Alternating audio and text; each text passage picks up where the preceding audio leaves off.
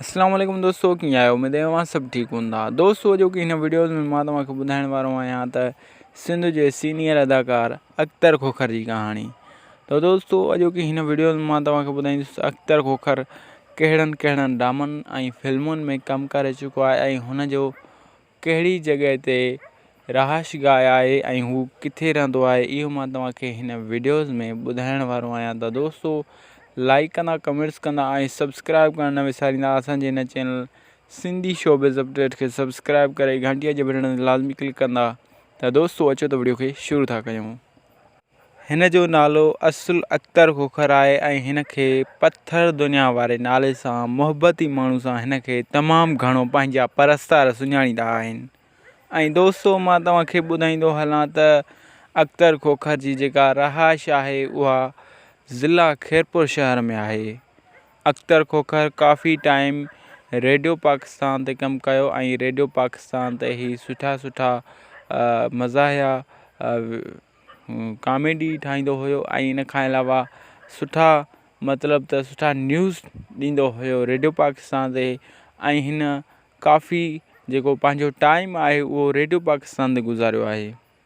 ऐं इन खां अलावा हिन अख्तर खोखर जी जेका रहाइश आहे उहा खैरपुर शहर में आहे ऐं हिन खे पत्थर दुनिया ड्रामे में घणो ॾिठो वेंदो आहे। ऐं दोस्तों, मां तव्हांखे ॿुधाईंदो हलां त पत्थर दुनिया में हिन जो नालो जेको हुयो मुहबती माण्हू सां हिन खे तमामु घणो पंहिंजा परस्तार सुञाणींदा आहिनि। ऐं इन खां अलावा हिन जी जेका फिल्म आहे बग़ावत, उहा हिन जी तमामु बहितरीनु फिल्म आहे ऐं उहा हिन जी पहिरीं फिल्म आहे जंहिं अख्तर खोखर उन फिल्म में कमु कयो हुयो असद कुरैशी सां गॾु। ऐं दोस्तों, मां तव्हांखे ॿुधाईंदो हलां त अख्तर खोखर काफ़ी ड्रामा ऐं फिल्मूं कयूं आहिनि ऐं जीअं त हिन खे हींअर तमामु घणो सॼी सिंध में सुञातो वञे थो।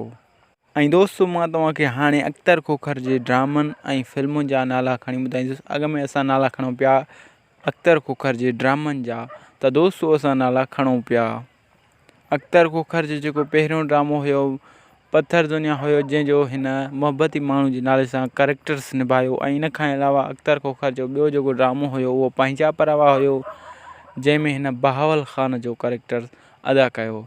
ऐं इन खां अलावा हिन जो जेको टियों ड्रामो हुयो उन जो नालो हुयो पत्थर जा माण्हू। पत्थर जे माण्हू में बि हिन तमामु सुठो ऐं बहितरीनु कैरेक्टर निभायो।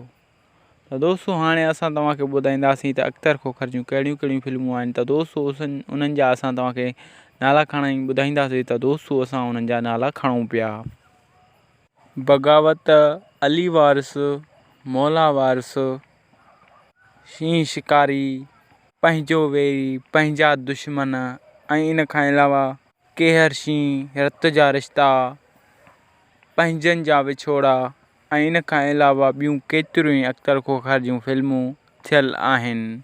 त दोस्तों, ही हुई अॼोकी वीडियो। जेकॾहिं तव्हांखे मुंहिंजी पसंदि अचे त असांजी हिन वीडियोज़ खे लाइक कंदा, कमेंट कंदा ऐं सब्सक्राइब करणु न विसारींदा। असांजे हिन चैनल सिंधी शोबिज़ अपडेट खे सब्सक्राइब करे घंटीअ जे बटन ते लाज़मी क्लिक कंदा।